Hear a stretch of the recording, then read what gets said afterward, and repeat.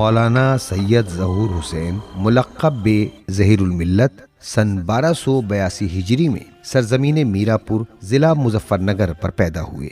मौसूफ के वालिद सैयद जिंदे अली ने उनका तारीखी नाम गुलाम मोहम्मद हसन रखा, जो बाद में ज़हूर हुसैन से तब्दील हो गया। आपके वालिद मीरापुर के जमींदारों में शुमार होते थे, मगर गर्दिश अय्याम ने उनकी जमींदारी छीन ली।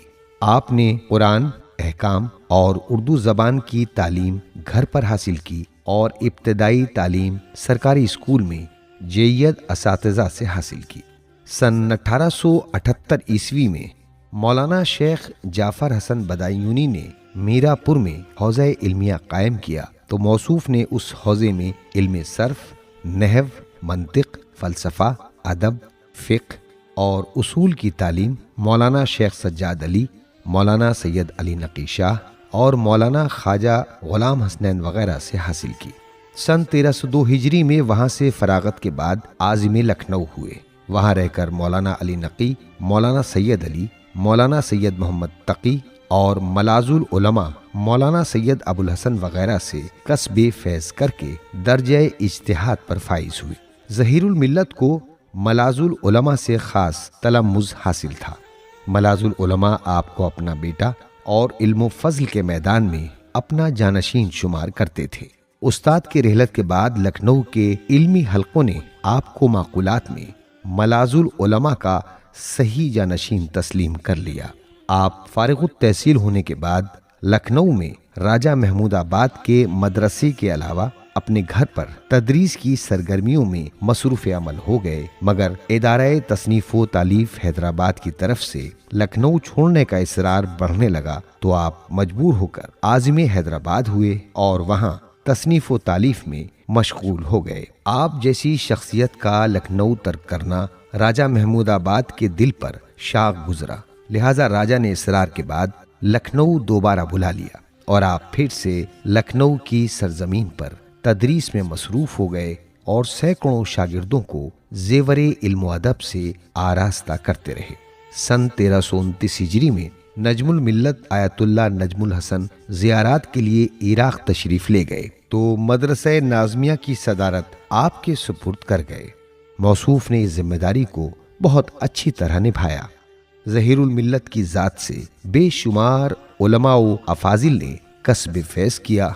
उनमें से doctor Jafar Hussain Fidvi, Syed Mohammad Mohsin, professor Lucknow university, Maulana Zulfiqar Hasnain, मौलाना यूसुफ हुसैन, मौलाना हाफिज़ किफ़ायत हुसैन और मौलाना सैयद मोहम्मद आरिफ वग़ैरह के अस्माए गिरामी सरे फहरिस्त हैं।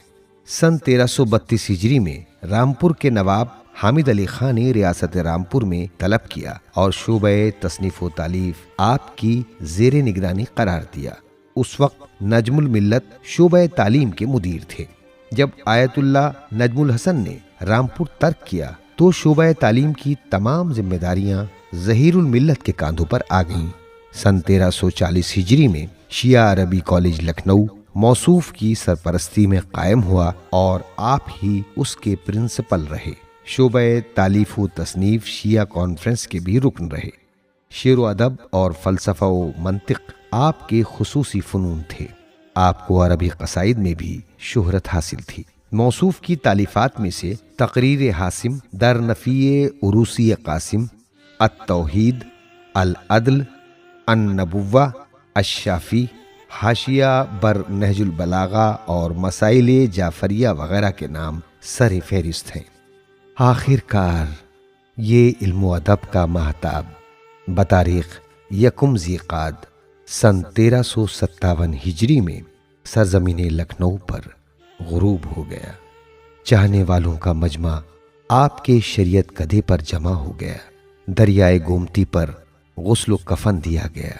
उलमा, तुल्लाब और रुअसाओ उमरा के इज्तमा में आपके जनाजे को करबलाए मुअल्ला के लिए बतौर अमानत रखा गया।